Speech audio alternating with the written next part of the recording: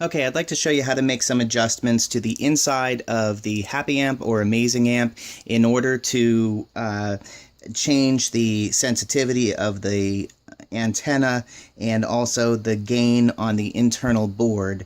Now, this should only be done by a qualified electrician. If you are doing this yourself, you're assuming the risk and liabilities of having done so.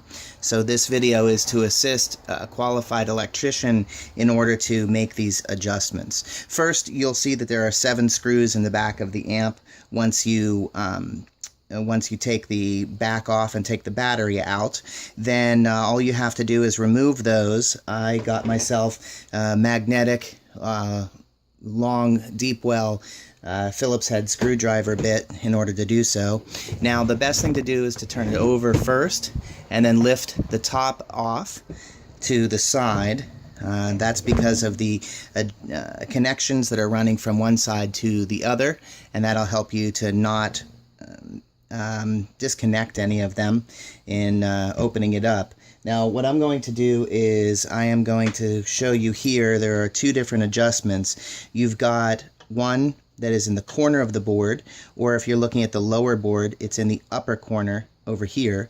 It's just flipped around backwards. All right, and then the that one is the sensitivity of the antenna, essentially, and the next one is the gain. Okay, now for this one, if you are going to turn, if you are not receiving the signal, or for some reason, if you get 10, 15, 20 feet away from the amp and it's dropping out on you and you have the antenna all the way up, then this is a way that you can make an adjustment to fix that. What you're going to want to do, and you can see on this one that it is facing straight inward towards the inside of the amp.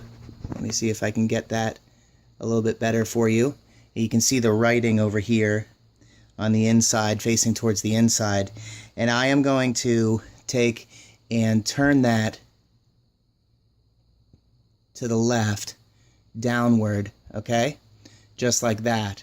Now I'm going to try that adjustment and see if that has made a change for me. The next one is the gain on the board. That's this one over here. And this one, if you need to turn up the volume of the speaker, you're going to want to turn that one to the right, inside. Okay, so I'm going to make those 2 adjustments. I'm then going to close up the amp before I plug it in and test it. All right, this is for your own safety, to make sure that you don't injure yourself. Okay, so I've closed up the amp, and now what I'm going to do is I'm going to turn it on. Since I don't have the battery in, I should probably plug it in, and I have the transmitter on, and then I can test my range of the transmitter by moving away. And of course, there's the green light that's on top of the amp that will tell me the further I get away. And also I can test the microphone and make sure that the microphone is now has the appropriate volume that is needed.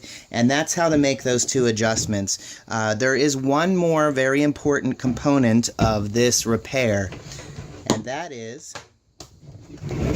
when you are finished with the repair completely and you open up the amp. Okay, so when you open up the amp, you're going to want to take a non-conductive tool, and you're just going to want to push down slightly on each one of the connections and make sure that they didn't come loose. Okay, because those connections are clip-in connections and they can come loose. And you don't want to lose your amp partway through a performance.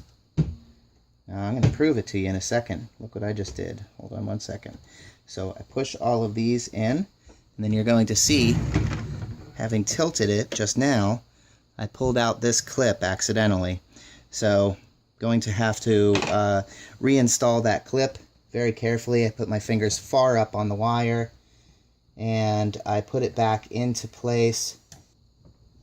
And once I get it in just a little bit, then I'm going to use a non-conductive tool to push it the rest of the way in and close the amp, put the screws back in, and you're good to go.